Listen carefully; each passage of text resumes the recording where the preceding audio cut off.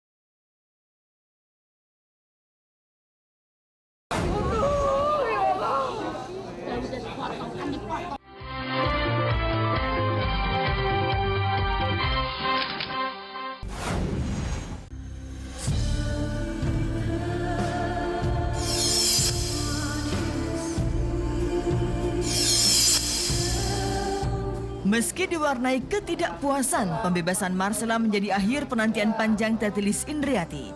6 bulan 20 hari ia menunggu proses hukum Marcella yang terkesan syarat nuansa ketidakpastian. Selama masa itu, hampir saban malam ia memanjatkan doa untuk keselamatan putri sulungnya itu.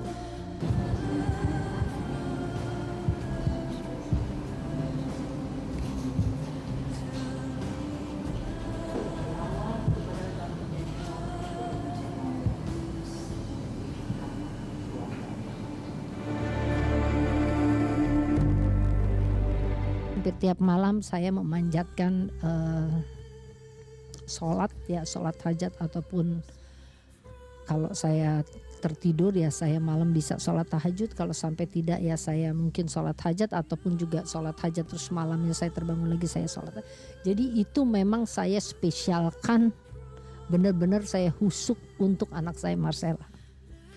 Pembebasan Marcella 2 hari lagi seolah melengkapi kebahagiaan Teti setelah sebelumnya Sergio, adik kandung Marcella, divonis bebas oleh majelis hakim yang sama 30 April lalu. Jika pada putusan Sergio, Teti mengucapkan terima kasihnya pada majelis hakim, untuk kasus Marcella ia masih menyimpan unek-unek. Teti yang ikut mendengarkan pembacaan vonis terlihat menangis dan bahkan meninggalkan ruang sidang saat hakim memutuskan Marcella bersalah.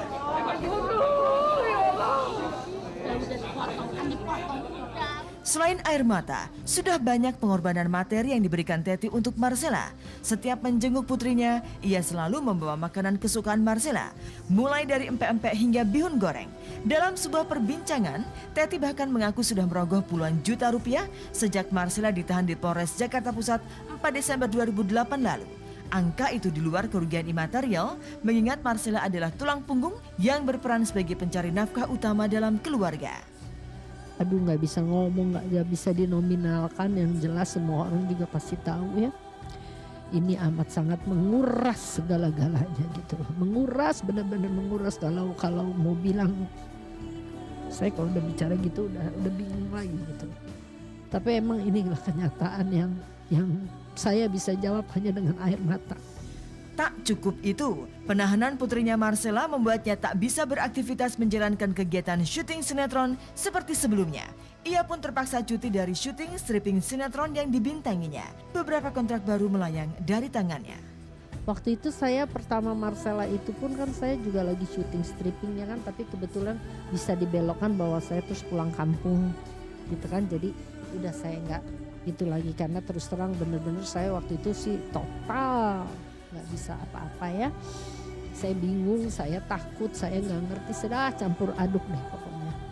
Ya udah terus kemarin-kemarin ada beberapa juga ya, ada beberapa lamba tapi ya nggak apa-apa. Moga-moga nanti digantikan Allah mendatang. Derita Teti adalah derita seorang ibu yang berjuang demi kebebasan anak-anaknya. Ia tak putus berharap untuk kebebasan putri tercintanya, Marcella Zalianty. Dan akhir penantian itu terwujud dalam pembebasan Marcella Zalianty.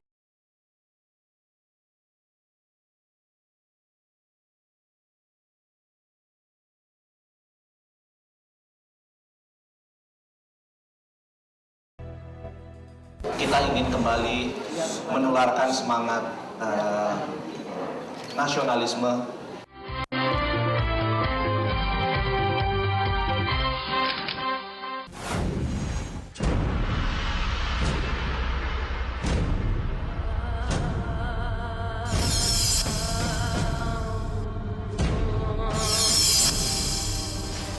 Buntut dari kasus penganiayaan yang dialami Cici Faramida Minggu 14 Juni lalu menyeret Menpora Adiaksa Daud.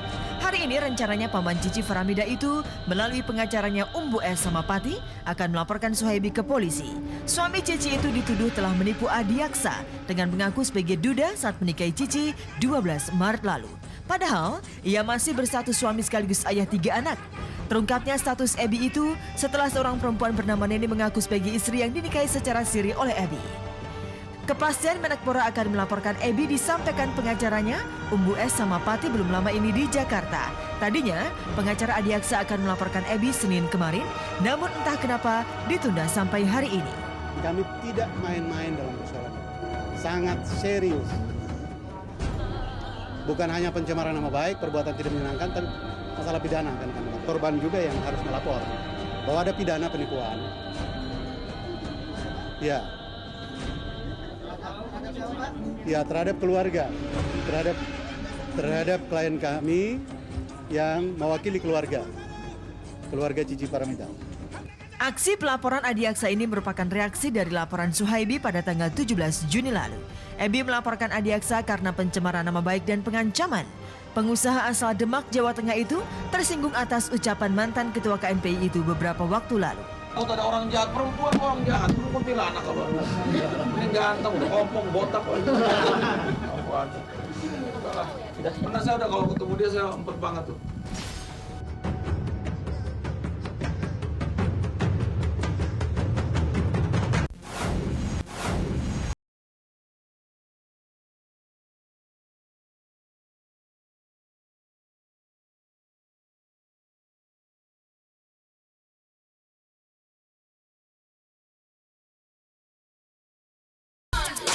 Riwayat